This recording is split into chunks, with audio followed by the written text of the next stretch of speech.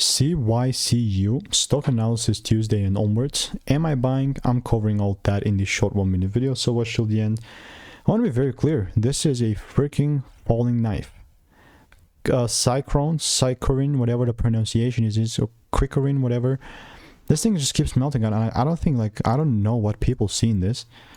We don't even have that much data, only have like a 7-8 trading days worth of data, and just keeps melting. I mean, unless there's a big catalyst or something else crazy going on, I'll then probably be bullish. But or if we start breaking, for example, above 145, we're not there though. We're really not there. So the likelihood that the price keeps melting down is still through the roof, and I'm more so betting on the downside. But am I gonna short sell immediately? No, because also the rules are not met.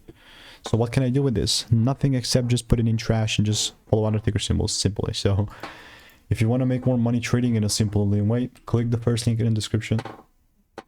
It's a free newsletter.